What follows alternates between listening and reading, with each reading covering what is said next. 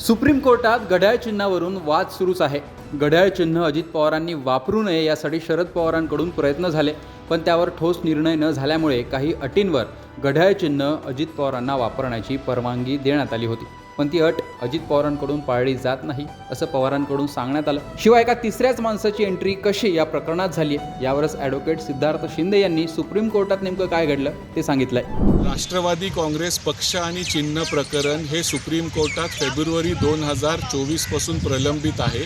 जेव्हा इलेक्शन कमिशननी अशी ऑर्डर केली होती की पक्ष आणि चिन्ह हे अजित पवार यांना दिलं गेलं होतं, त्याच्याविरुद्ध शरद पवार हे सुप्रीम कोर्टात आले.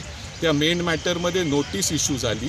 काही महिन्यांनी अजित पवारांनी त्या नोटीसचं उत्तर पण दिलं. आता ते मेन मॅटर प्रलंबित आहेच, पण शरद पवारांनी मागच्या महिन्यात एक अर्ज केला. त्या अंतरिम अर्जात त्यांचं म्हणणं होतं की अजित पवारांना पण विधानसभेसाठी दुसरं चिन्ह देण्यात यावं, कारण लोकांमध्ये चिन्हाबाबत संभ्रम आहे. आणि त्यांची दुसरी मागणी होती की 19 मार्चला सुप्रीम कोर्टाने अजितदादांना सांगितलं होतं की ज्यावेळेस तुम्ही घड्याळ हे चिन्ह वापराल तिथे खाली एक मजकूर लिहिला गेला पाहिजे. पॅम्फलेटवर असेल, ऑडिओ व्हिडिओ क्लिपमध्ये पण मजकूर असायला पाहिजे की हे प्रकरण न्यायप्रविष्ट आहे आणि सुप्रीम कोर्टाचा मुख्य निर्णय येईपर्यंतच घड्याळ चिन्ह हे माझ्याकडे आहे. आता डॉक्टर सिंघवींचं शरद पवारांच्या वतीने म्हणणं होतं की हा मजकूर ते फॉलो करत नाही आहे. त्यांनी दाखवलं की काल महाराष्ट्र प्रदेश राष्ट्रवादी जे अजितदादांचं कार्यालय आहे तिथं पण ते चिन्ह आणि ते सगळं होतं, पण मजकूर लिहिला गेलेला नव्हता. हे मीडियानी पण रिपोर्ट केलं. पण आज त्यांना जेव्हा समजलं की हे मॅटर लिस्ट झालेलं आहे तेव्हा तो मजकूर लावण्यात आलेला आहे. त्याचे फोटो त्यांनी दाखवले. तर कोर्टाने सांगितलं हे तुम्ही आम्हाला फोटो देताय, त्याचं तुम्ही दुसऱ्या बाजूला पण हे फोटो द्या. आता कोर्टाने काय सांगितलं आहे की हे प्रकरण आता बघा, चिन्हाचा विषय तर आता संपलेला आहे, कारण 19 मार्चच्या ऑर्डरमध्ये सुप्रीम कोर्टाने सांगितलं होतं की लोकसभा आणि विधानसभा निवडणुकांपुरतं अजित पवारांकडे हे घड्याळ चिन्ह असेल जोपर्यंत सुप्रीम कोर्ट मुख्य निर्णय देणार नाही. मुख्य निर्णयाला अजून काही महिने आहेत, तर तोपर्यंत अजितदादांकडे घड्याळ हे चिन्ह असेल आणि शरद पवारांना तुतारी हे चिन्ह दिलं गेलं होतं, मॅन ब्लोईंग द तुरा.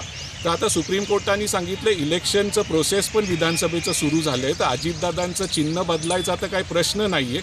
पण त्यांनी सांगितलं आहे अजित पवारांना की 6 नोव्हेंबरला आम्ही हे मॅटर परत ऐकू आणि तेव्हा तुम्ही आम्हाला एक अंडरटेकिंग द्या की जे आम्ही तुम्हाला सांगितलं होतं की तुम्ही दरवेळेस घड्याळ वापराल ऑडिओ व्हिडिओ पॅम्फलेटमध्ये, त्यावेळेस तुम्ही खाली एक मजकूर लिहाल.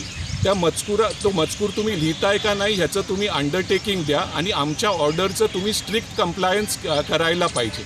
तर आता हे मॅटर 6 तारखेला 6 नोव्हेंबरला सकाळी 10:30 वाजता ऐकण्यात येईल. आता दिवाळीच्या सुट्ट्या आहेत 26 ते 3.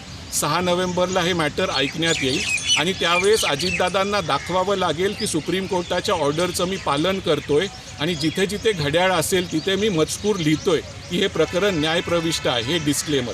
अजून एक ह्याच्यात आज विषय होता, एक मृणाल चक्रवर्ती म्हणून कोणतरी गृहस्थ आहेत, त्यांनी पण ह्या प्रकरणामध्ये राष्ट्रवादी काँग्रेस पक्ष आणि चिन्ह प्रकरणामध्ये एक हस्तक्षेप याचिका दाखल केली आहे. ती हस्तक्षेप आज मृणाल चक्रवर्ती जे कोण हे गृहस्थ आहेत ते कोर्टात नव्हते, तर कोर्टाने दोन्ही बाजूंना विचारलं, शरद पवार आणि अजित पवार, की हे मृणाल चक्रवर्ती कोण आहेत.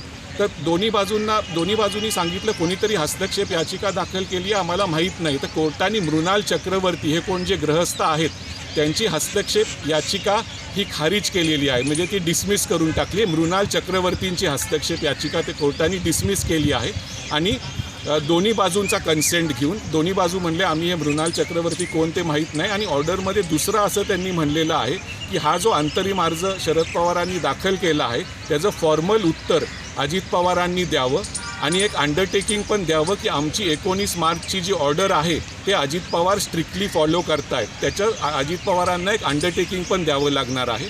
आणि आता हे प्रकरण 6 नोव्हेंबरला सकाळी 10:30 वाजता ऐकलं जाईल.